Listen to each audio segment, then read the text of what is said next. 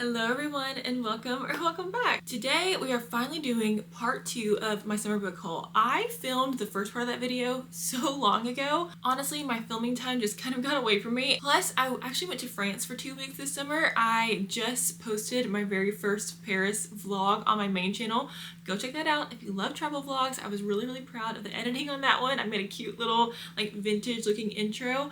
But yeah, it's been so long since I filmed that first one. I think I posted it at the end of June and I filmed it maybe like early to mid June, and now it's the end of July. So needless to say, this is long overdue. Plus, it's been so long, I have almost doubled the books that I was going to talk about in this part of the haul, which basically means that splitting it up into 2 parts is pointless. I should have just done it all at once, but now I have lots of books to talk to you about and I'm very excited. Here is stack number 1 and here is stack number 2. So I think I counted it and we have 13 books to talk about today. So I really am going to try not to do a complete dissertation on each one of these books. I'm going to try to give you the basic facts about the book, why I bought it, why I'm excited to read it as quickly as possible so this video isn't 2,000 hours long. Let's get right into the haul, shall we?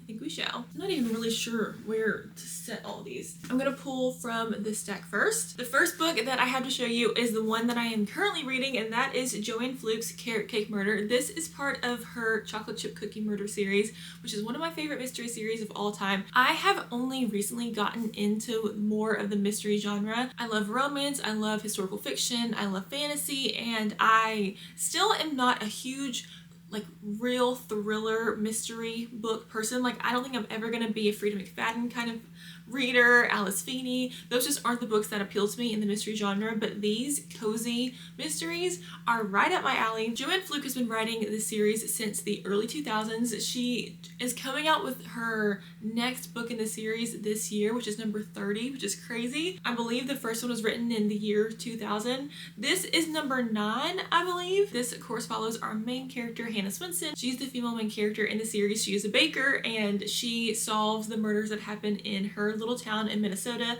It is a very cozy setting. It has very lovable side characters, and I just really love this series. This book follows a murder that happens at a family reunion, and it's always so funny because a major plot point in all these books is that the person who dies is always eating her desserts like at the time of their death, and he was eating her carrot cake at the time of his death. So she sets out to solve the murder, and I just love these books. I am 136 pages into this one, loving it as always. I would not recommend just reading these books out of order. I think even though technically you can, because every murder is wrapped up in each book, I think you need that background of the characters to understand their dynamic and just to get all those funny little moments that happen with the side characters to fully enjoy the series. So if you've never started the series, start with book 1, but you will not be disappointed if you are a cozy mystery lover. The next book that I have is Made for Each Other by Lynn Painter.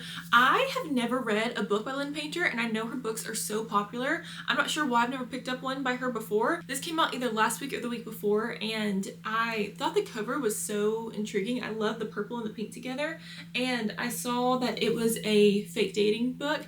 Fake dating / forced proximity is my favorite trope in romance books. I don't know why I love fake dating so much. I've never been in a fake dating situation, but I feel like I could really enjoy a fake dating situation, and this one is one. So our main character, Abby, is a professional cleaner. She is kicked out of her apartment building because of a building-wide outbreak, some sort of infestation, and now she needs somewhere to stay for a week. And because, you know, she's a student with 2 jobs, she doesn't have a lot of options in the financial category, and she remembers that one of the apartments that she cleans, the owner of the penthouse, is going to be gone for a week, and so she decides she's just going to crash there for the week.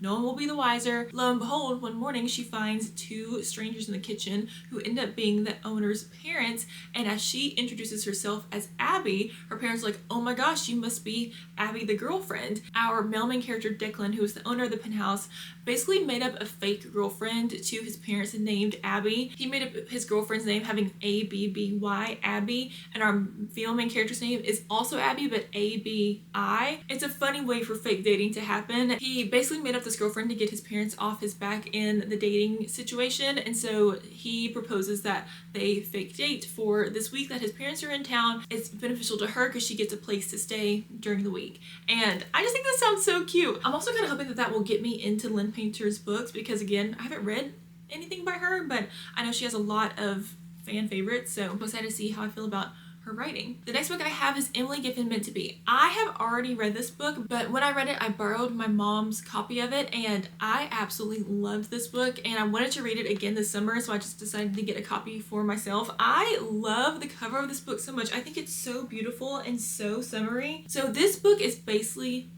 loosed on.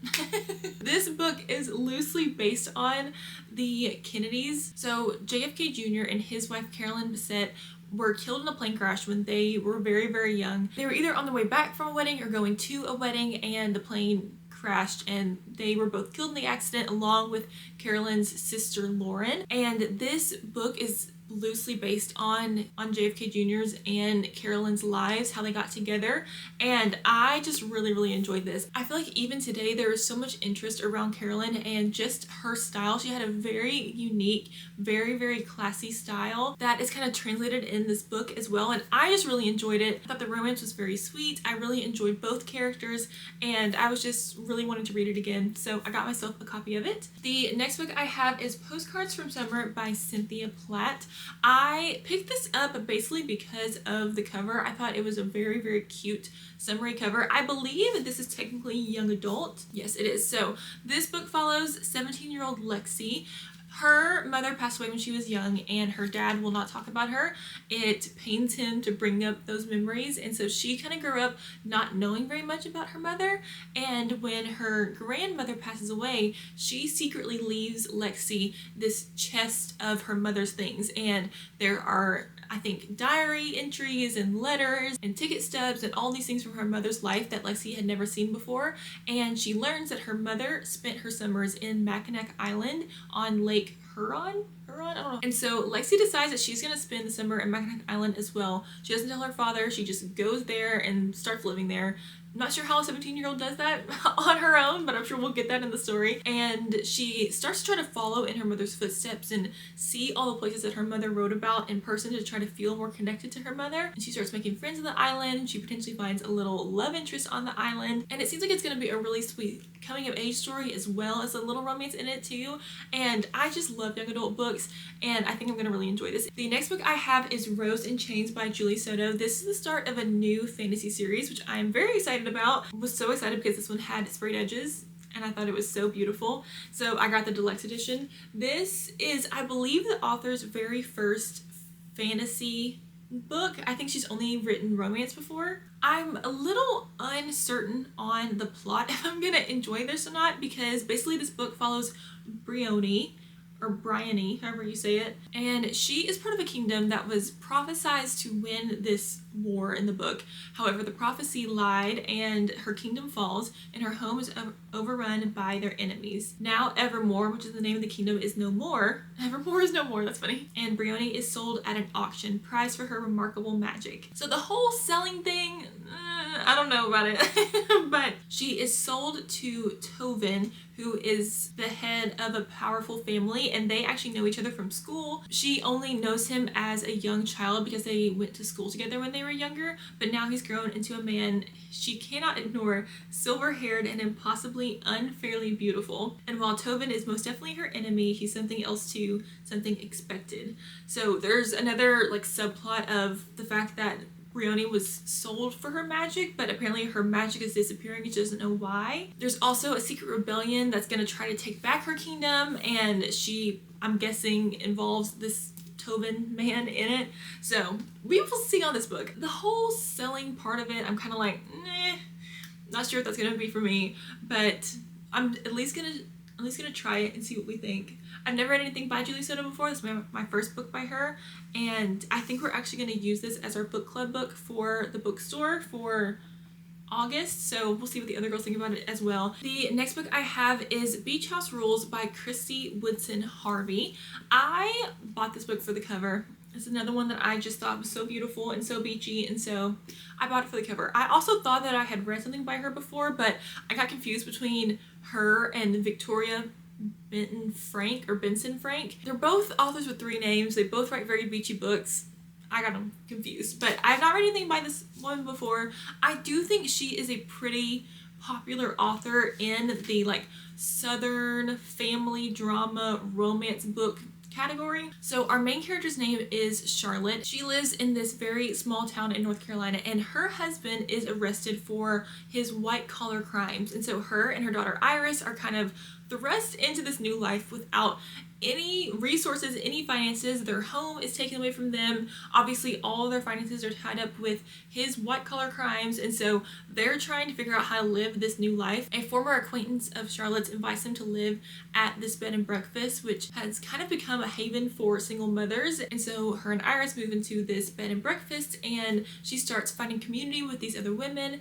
And then apparently there is a secret link between her and another woman in the bed and breakfast, and so I don't know if it's going to end up being like a long lost family relative or something. That's the premise of the book. I think it's interesting. It is very unlike anything that I've read before. I think this kind of leans more into literary fiction than it does into romance. Either way, I'm excited to read it. And then last but not least in this stack, before we move on to this stack, this is Mansion Beach by Meg Mitchell Moore. That is a lot of M's. I kind of like the alliteration. This book is set in Rhode Island, and I love this cover. Those hydrangeas. Oh my gosh, I just think this cover is so cute. So this book follows 3 female main characters on Rhode Island, and I believe we get all 3 POVs in this book, and we see how their lives start to intertwine throughout the book. Our first female main character is Nicola. Her failed relationship and soul-crushing job back in Providence have left her yearning for a fresh start. Our second female main character, Juliana, she is the CEO and founder of a hot fashion tech company and is at the top of her game, but she's chasing her dreams in more ways than one. This summer, she hopes to rekindle a flame with a man from her past. And then our third is Taylor Buchanan, the wife of Nicola's cousin, is second in command of a real estate empire. Her life is exactly the way she planned it, and there's nothing she'll let get in her way of having it all. And so I think we're just gonna see their 3 storylines converge, and as they try to figure out the summer together of what they want, and again, how their life is gonna be. It seems like a very fun, dramatic, beachy read. And again, this cover and like I think the Rhode Island setting, especially if this author has descriptive language of Rhode Island and the hydrangeas and the beautiful homes, it's gonna be a good summer read. This book is called Etiquette for Lovers and Killers by Anna Fitzgerald Healy. I am really excited to read this book. This is actually our book club book for this month. This book is set in 1964, so it's technically historical fiction, plus it has romance, plus it has a mystery, and so I'm just loving that all these genres are combined into one. Our female main character's name is Billy. She lives in this town in Maine, and she is very, very bored with her life. An engagement ring and a cryptic letter addressed to Gertrude shows up on her front porch, and she ends up being the last one to see Gertrude alive and the first one to see her dead. So she finds Gertrude dead, and she starts to try to unravel this mystery. There is a love interest that enters the scene. There is a very sketchy looking man in a fedora that keeps following her around, and so her summer of boredom quickly turns into a summer of intrigue. I love how vintage the cover looks. It's just a really cute looking book, and I'm excited to read it and talk to our book club ladies about it. The next book I have is Skin of the Sea by Natasha Bowen. So this is a book that I randomly found online and I special ordered for myself. So our female main character in this book is a mermaid or a siren. I'm not sure actually which one she technically is. I love pirate slash siren books. I just love that genre of fantasy, especially for the summer, and I was really wanting a new one to read this summer, and I just did a lot of digging online trying to find some more recommendations. It's not a new book. I think it came out a couple years ago, but I'm still excited to try it out. This is the first in a series, and so if I like it, I'll have, I think, 2 more to read. Our female main character's name is Simi, and she is a mermaid who collects the souls of those who die at sea and blesses their journeys back home. But when a living boy boy is thrown overboard, Simi does the unthinkable and saves his life, going against an ancient decree, and punishment awaits those who dare to defy it. So she belongs to this horde of mermaids called the Mami Wada, and they are the mermaids who take the souls and send them on their merry way. And so to protect her other Mami Wada sisters, she must journey to the Supreme Creator to make amends.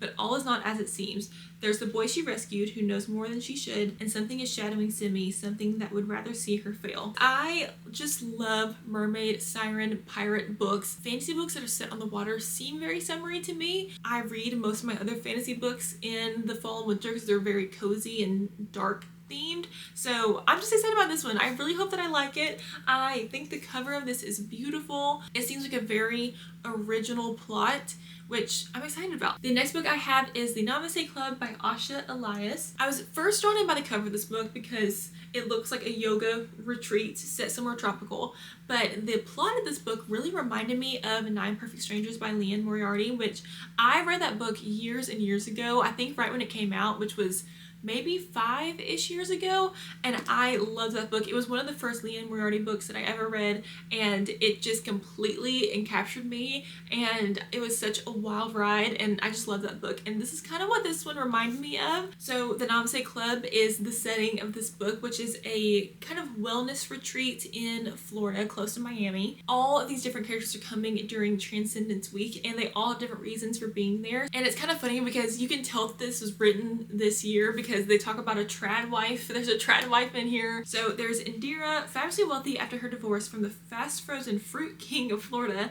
There's Indira's bestie, Jessica, also divorced and trying to get her groove back. There's Barbara, heir to a massive fortune, who's taken a vow of silence that will be sorely tested. And then there's Carol Ann from Vero Beach, a happy trad wife and proud gun owner who recently did something inadvisable. She's just here to cool things off at home. Oh yes, and there's Daniel, the club's man-bunned apprentice yoga instructor. He's cute if you like that sort of thing, and many other rich ladies do. Last but not least is Bubba, the center's resident 12-foot American alligator. Before Transcendence Week is over, Bubba will have his moment of glory as well when one of the visitors winds up in his jaws. Who will be living their best life? Who will get their comeuppance? Pour yourself a spicy margarita and settle in for your new favorite read. I just love the premise of this book. It seems like a very fun time, a very probably ridiculous and wild time, which I'm so here for, and I'm just really excited to read this book. All right, just 3 more, stay with me. I just posted a little mini haul / tour of my collection of books with sprayed edges because I've gotten a good amount recently and I'm really happy with my collection growing. I love sprayed edges. I feel like there's so many people, especially on YouTube, that don't like sprayed edges, and I don't understand because I love them. I will 100% buy a book. If there's an option to buy it in sprayed edges, I'm buying it in sprayed edges. I just love it. I don't know why, but I do. And so I was saying in that video that this might have been a stupid decision, but I couldn't resist. So this is Emily Henry's Beachread.